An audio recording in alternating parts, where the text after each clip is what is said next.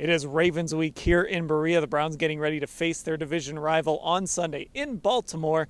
And let's start with the tackle situation, Mary Kay. We don't know who's going to start at which tackle, which side. We don't know if it's going to be James Hudson on the left, James Hudson on the right, Dawand Jones on the left, Joel Bitonio on the left.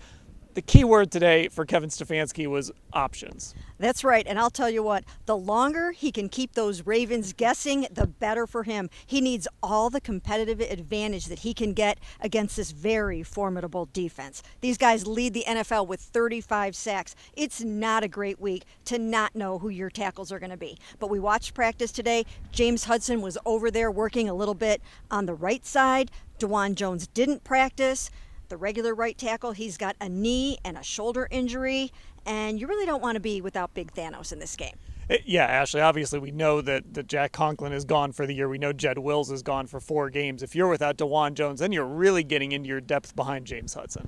Yeah, I mean, I can't even think off the top of my head who the next person up would be. Like you said, maybe moving Joel Bitonio over and bringing in somebody else to play guard could definitely be an option that we're keeping an eye on. But yeah, I mean, I think overall, just the key takeaway for me today is Kevin Stefanski did not want to go into detail definitively about what this team is going to do. And of course, I think it makes it a little more complicated that Dawand Jones was sitting out practice today. So that, kind of throws a wrench in things in terms of game planning and moving guys around and things like that. But it's definitely, I think, the story of the week so far. He used the word options 5 times in his press conference, 4 of them for offensive tackles. We'll get to the 5th reason in a little bit. But first, Mary Kay, let's talk about the man that those tackles would be protecting, Deshaun Watson. He spoke today about his shoulder after he was at least able to make it through that game on Sunday. Yeah, and that's one of the reasons why they really need to be on point at their tackle spots this weekend. They've got to keep their still injured quarterback upright and safe and healthy.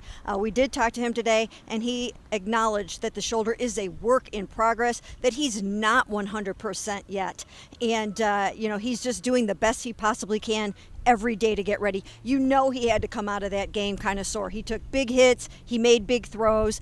So he's going over there just kind of trying to do the best he can right now.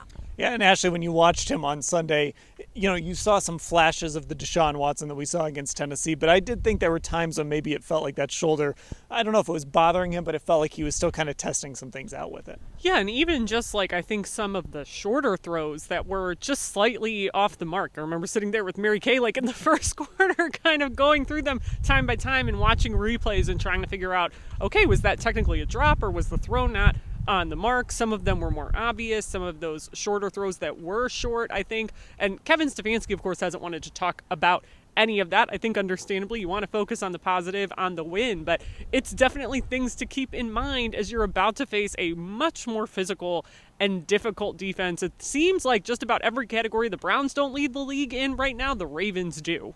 Now, I mentioned Kevin Stefanski used the word options one other time that wasn't about a tackle. That was about who would step in and play if Greg Newsome is unable to go on Sunday again. He was asked about Mike Ford. He simply said, we have options. Now, Mary Kay, you guys got a chance to talk to Greg Newsome today. He missed Sunday's game with a groin injury, but did he sound like someone who might be able to play on Sunday? Well, he's certainly going to try. Greg does not want to miss this game. Nobody wants to miss this enormous game against the 7-2 Ravens in Baltimore. So he's really going to try. He was very proud of the way Cam Mitchell performed in his absence at the nickel position against the Cardinals, but now he's on injured reserve for a minimum of 4 games. So I did ask him, is that more pressure for you to come back? And he said, no, we're going to do what's right. We've got a lot of good guys out there that can step in.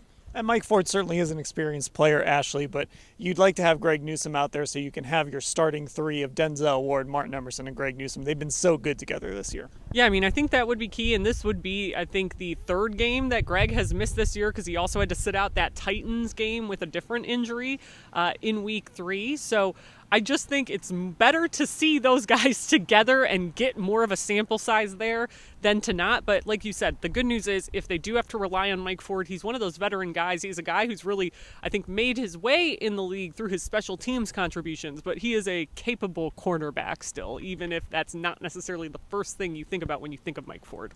Okay, it is Ravens week. We're going to cover everything leading up to that huge game in Baltimore on Sunday, all at cleveland.com/Browns.